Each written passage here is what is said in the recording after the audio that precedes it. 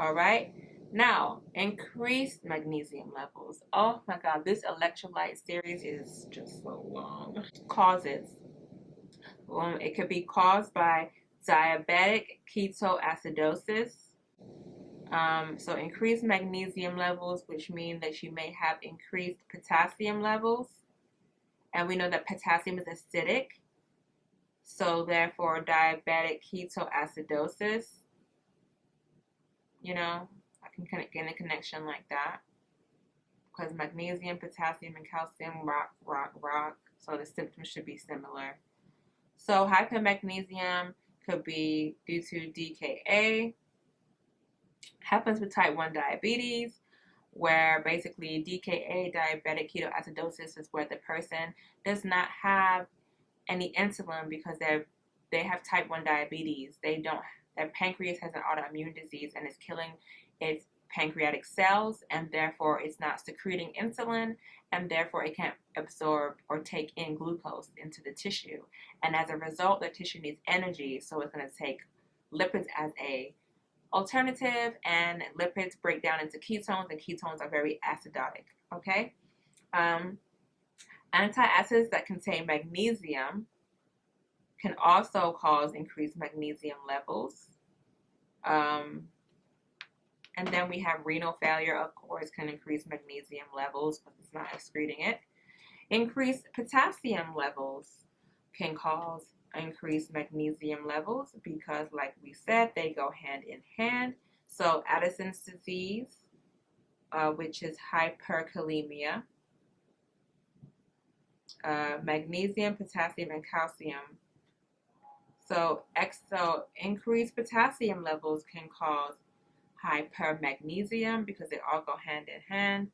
Magnesium, potassium, and calcium like to follow each other.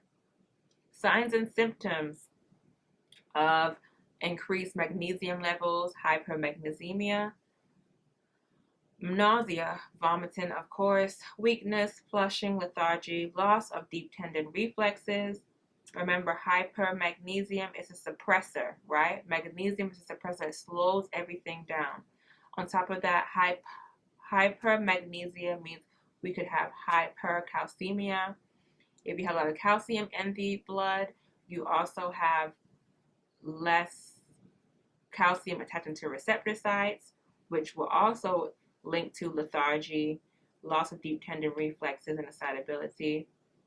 And then we have what else? We have potassium. We have magnesium. Yeah, so potassium. Low potassium levels, increased potassium levels in the blood will also cause those things. So we have respiration depression, coma, cardiac arrest, bradycardia. Just think everything is slow, the suppressing everything. Bradycardia, less than 60 beats per minute. EKG, cardiac arrhythmias, causing prolonged PR intervals. Widened QRS complex. We have a heart block, depressed respirations, hypoactive bowel sounds, drowsy, lethargy, coma, absent deep tendon reflexes. So hypermagnesemia is very easy because we know it suppresses everything. So anything that's suppressed is what we're looking for. Interventions will be hemodialysis for the renal failure. I'm going to give them IV calcium gluconate. Increased potassium level, increased magnesium levels, we're going to give IV calcium gluconate because it decreases muscle tension. Okay, we're going to monitor blood pressure, respirations, drowsiness, and coma. We're going to assess for deep tendon reflexes regularly because it's suppressed, right? Hypermagnesium means there's so much magnesium in the blood, it suppresses everything. We're going to give them diuretics to get rid of all the extra magnesium. We're going to give them calcium gluconate IV. Said it twice now. So why would we give them calcium gluconate IV along with hypermagnesia? So you have high magnesium levels, right? So why are you going to give them more calcium too?